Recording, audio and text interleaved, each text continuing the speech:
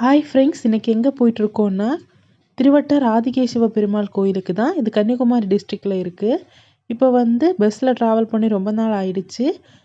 குயித்ரா ஆறை க்ராஸ் பண்ணி அப்படியே போயிட்டுருக்கோம். இதுக்கப்புறம் பாலத்துக்கு மேலே ஏறி போகிறோம். அந்த வியூஸ் எல்லாம் ரொம்ப அழகாக பியூட்டிஃபுல்லாக இருந்துச்சு. கோயில் மார்த்தாண்டத்துலேருந்து கிட்ட தான் இருக்குது. இது பழைய கால கேரளா ஆர்கிடெக்சரை ரெப்ரசன்ட் பண்ணுற மாதிரி இருந்துச்சு. இங்கே ஆதிகேசவ பெருமாள் இருக்காங்க. இந்த கோயிலில் பெருமாள் படுத்த மாதிரி இருக்காரு. 3 வாசல் இருக்கும். ஃபஸ்ட்டு வாசல் திறந்தால் சாமியோட தலை தெரியும். நடுவாசலில் உடல், 3வது வாசலில் கால் தெரியும். அப்படியே தரிசனம் பண்ணிகிட்டே வரும்போது மொத்த கடவுளுமே நமக்கு பார்க்க முடியும். கோயிலோட என்ட்ரன்ஸ் இது தான். இந்த பழைய கால வீடு மாதிரியெல்லாம் கோபுரம் இருந்துச்சு. உள்ள ஃபோட்டோ வீடியோஸ் எல்லாம் எடுக்கிறதுக்கு அலௌட் கிடையாது. அதே மாதிரி இந்த கோயிலில் பெருமாளுக்கு அந்த நாமம் கிடையாது. சந்திரன் தான் இங்கே பிரசாதமாக கொடுப்பாங்க.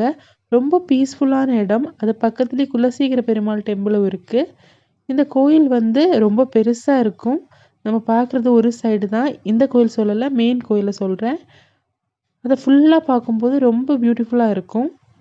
கன்னியாகுமரி மாவட்டத்துக்கு நீங்கள் வந்தீங்கன்னா கண்டிப்பாக இந்த கோயிலை விசிட் பண்ணுங்கள். ஏன்னா அவ்வளோ ஒரு பாசிட்டிவிட்டி அங்கே ரொம்ப நேரம் இருக்கும்போது நமக்கு அப்படி ஒரு ரிலாக்ஸாக இருக்கும்.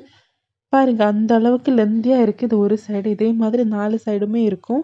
அப்போ நீங்களே கெஸ் பண்ணி பாருங்கள் கோயில் எவ்வளோ பெருசாக இருக்கும். உள்ளே பார்த்தீங்கன்னா இந்த ஓடுலேயே மாடி மாதிரியெல்லாம் இருக்குது. 2 ஸ்டோரி பில்டிங் மாதிரியெல்லாம் இருக்கும். பிடிச்சிருந்தா லைக் பண்ணுங்கள், சேனலை சப்ஸ்கிரைப் பண்ணுங்கள். தேங்க்யூ ஃபார் வாட்சிங்.